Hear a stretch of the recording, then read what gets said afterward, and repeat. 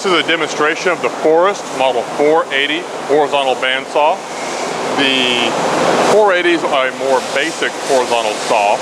The original brief on this was to make sheets out of large blocks of material.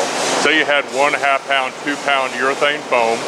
Typical block might be 4 foot by 4 foot by 8 foot long, and you need to make a bunch of 1 inch thick sheets, 1 inch by 4 foot by 8 foot sheets. This machine has a fixed table, and the idea is to take the slice off the bottom. So if you have a 4 by 8 by 4 block, you put it at the head of the saw, set the blade height above the table to your desired material thickness, an inch or so, slide the workpiece across the table, pick the remaining workpiece up, carry it back to the head of the saw, put it down, slide it through again. You can make however many cuts of the same thickness without adjusting the blade height. And as long as your workpiece that you're having to pick up and carry back is relatively lightweight, like 1.5, 2 pound foam, that's not a problem. This is a largely standard Model 480. Only major modification is we've upgraded to a 7.5 horsepower brake motor. The standard motor is 2 horsepower. The customer for this is cutting something much denser than usual. We today are going to use it to test cut on a rather exotic material. This block of foam, very high density, is not so much a foam as a composite material.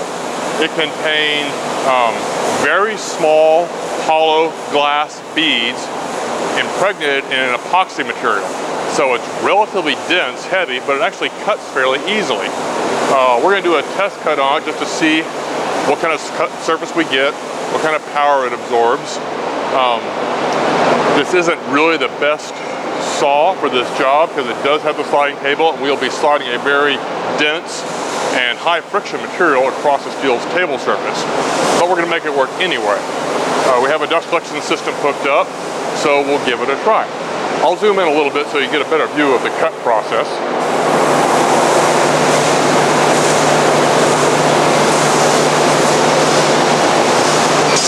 We've already set the blade height. To help ourselves out a bit, we've dusted the table surface with some cornstarch just to try and reduce the coefficient of friction a bit. This is on bare steel. I'll be pushing, since this stuff is so relatively small, I'll be pushing with a pusher box and a backup board, so the blade will bite into the board and hopefully not my hand. Dust collection, please. Let's start the saw. And let's see what kind of result we get.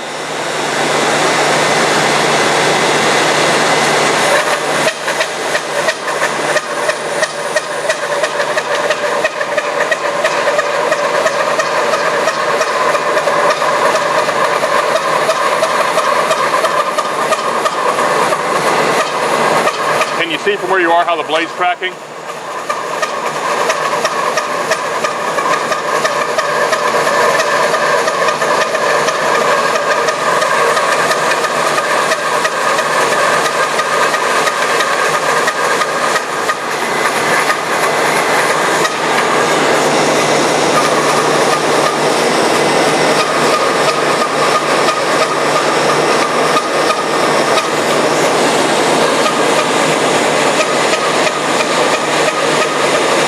I know this is a slow process.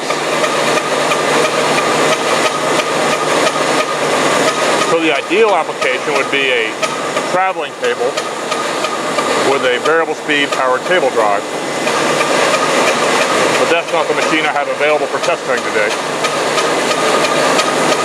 You go to war with the bandsaw you have, not the bandsaw you wish you had.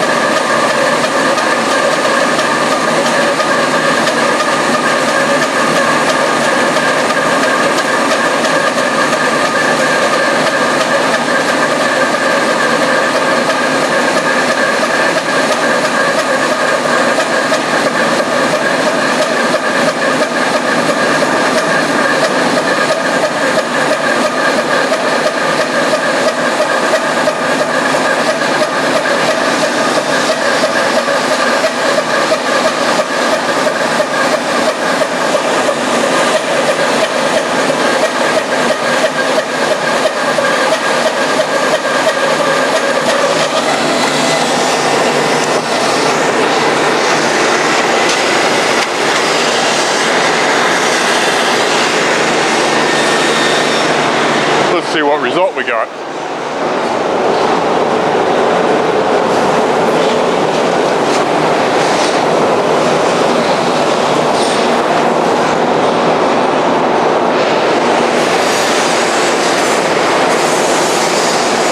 Not bad, not bad. Little striation on the material.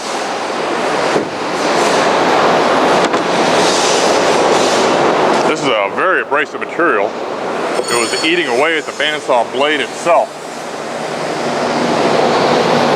The blade's still sharp, but it probably wouldn't be for long. This would be an application for a carbide tooth or a carbide grid edge blade. Probably get a little smoother surface finish out of it, but that's not bad. 256 or maybe a 512 type finish, but for such a crude setup relative to the application, I'm going to call myself pleased with that. That's the Model 480. We also have versions of this with power table drives and other options. Thank you.